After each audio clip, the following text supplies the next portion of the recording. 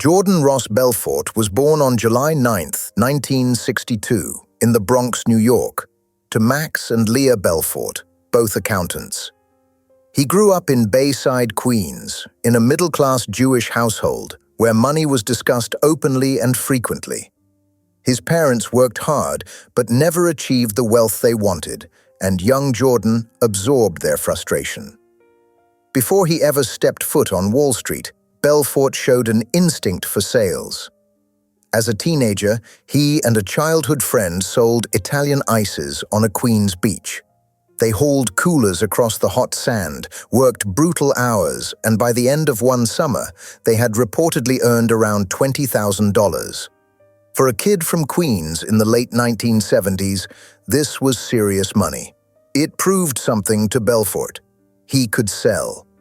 He enrolled at American University in Washington, D.C., graduating with a degree in biology.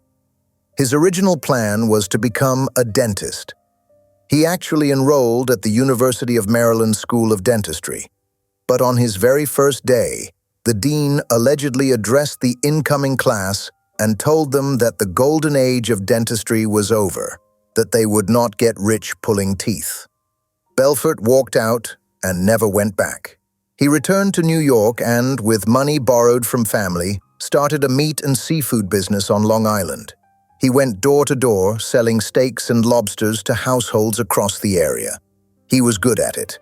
Within a year, the business had expanded to employ multiple salespeople and was moving thousands of pounds of meat weekly. But the overhead consumed everything. By his mid-20s, Belfort was bankrupt, with debts he could not pay. Broke and desperate, Belfort answered an ad for a trainee position at L.F. Rothschild, a respected Wall Street investment bank. This was 1987. He learned the basics: cold calling, building client lists, understanding the mechanics of stock transactions. His mentor there taught him a simple truth about the brokerage business. The broker always gets paid. Whether the client makes money or loses money, the commission comes regardless. On October 19, 1987, the stock market crashed.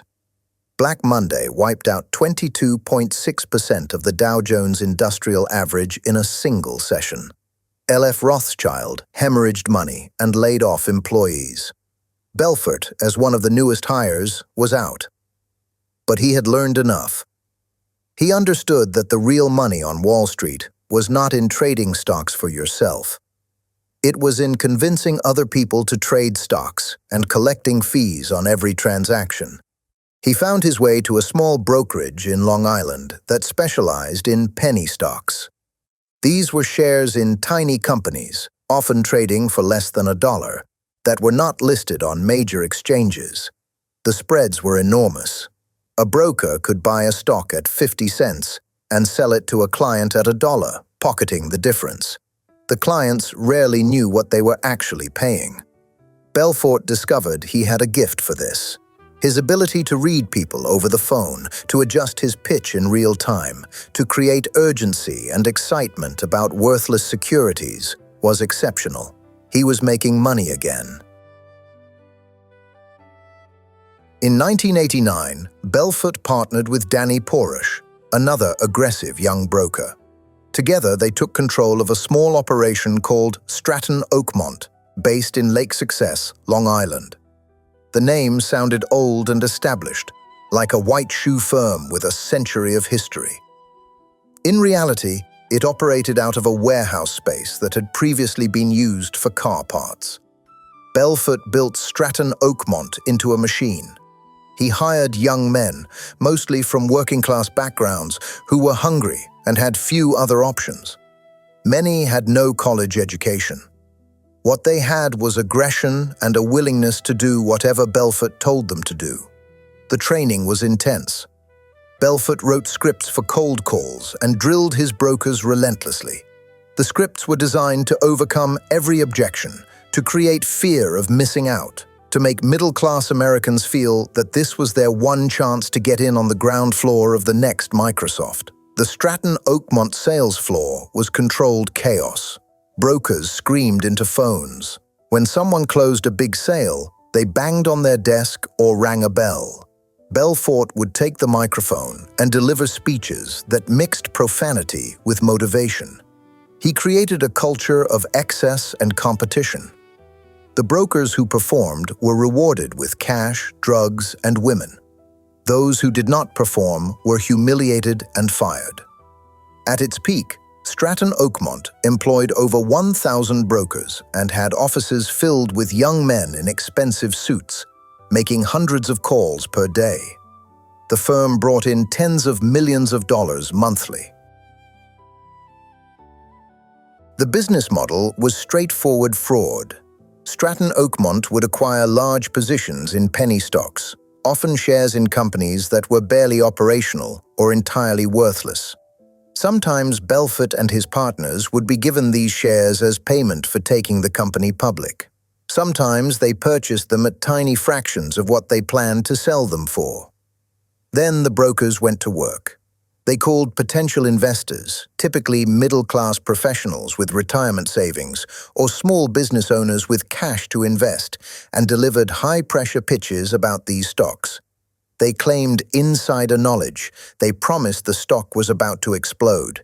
They said this was a once-in-a-lifetime opportunity. The victims bought. As they bought, the price rose because Stratton controlled most of the shares. The rising price seemed to confirm what the brokers had promised. Some clients bought more. The brokers called new victims with proof that the stock was climbing. When the price reached its peak, Belfort and his inner circle dumped their shares.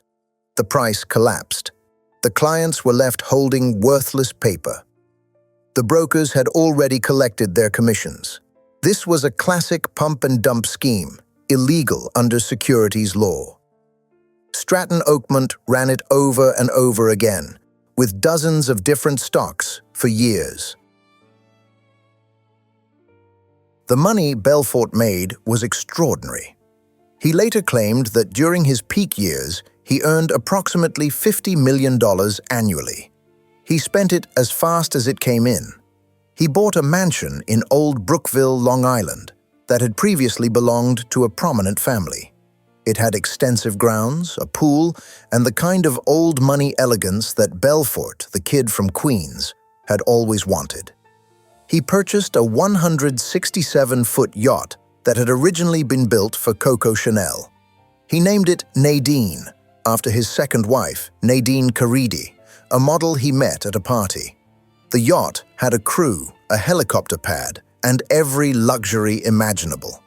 It later sank off the coast of Sardinia in a storm in 1996, though everyone aboard was rescued. He collected luxury cars.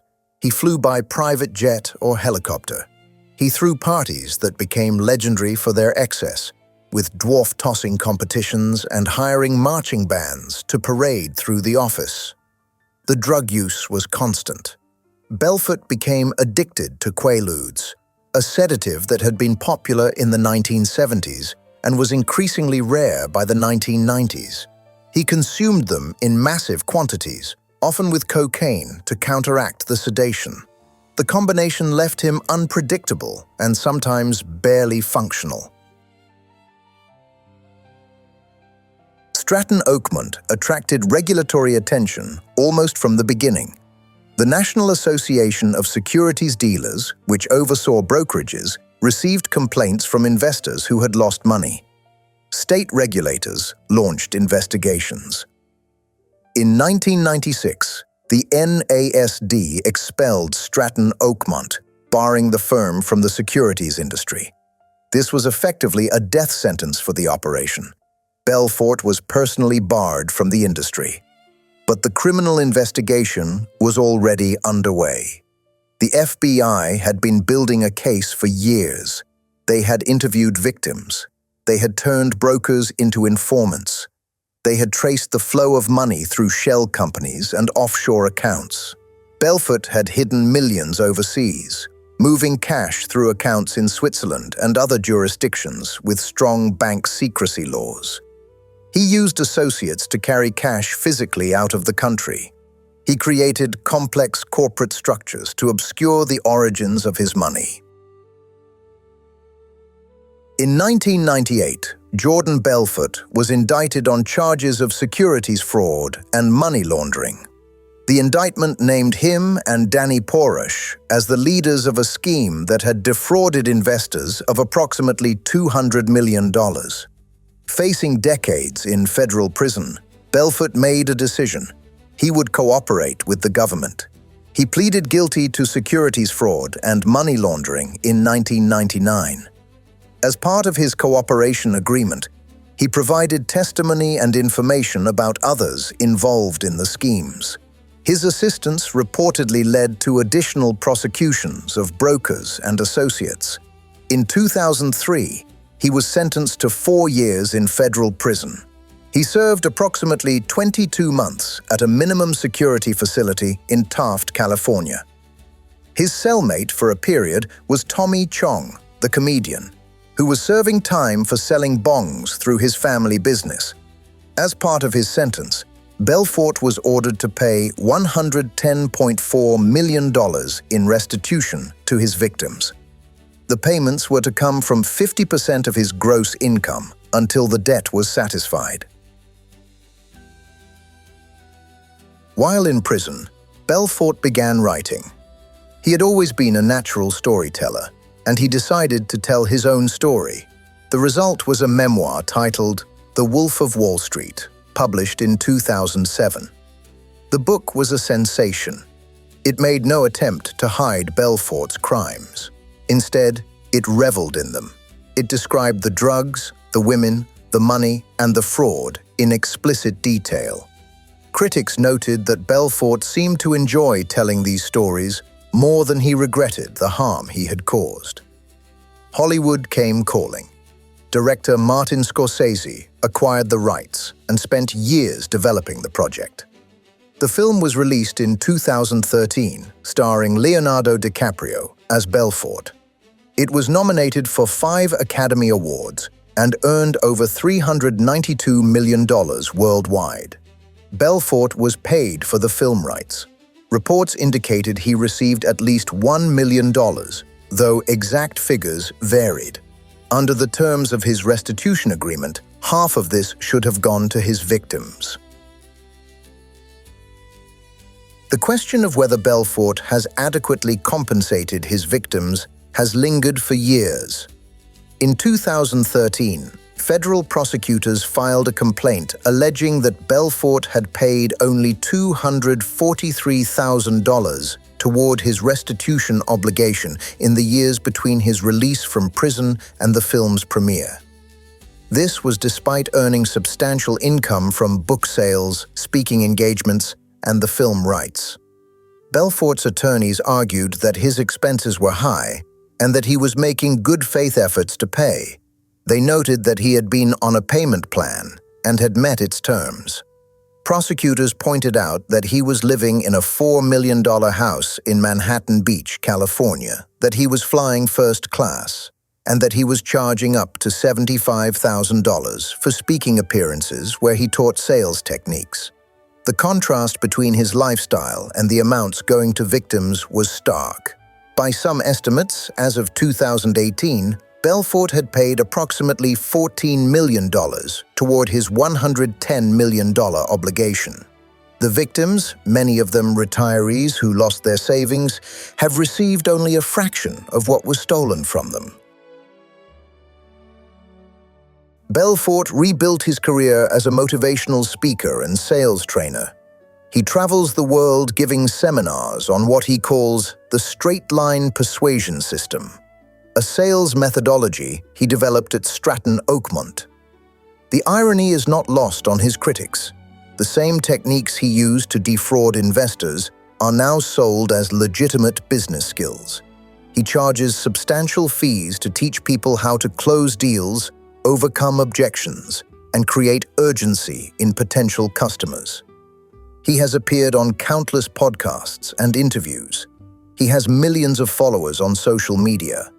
He is frequently introduced as the real Wolf of Wall Street.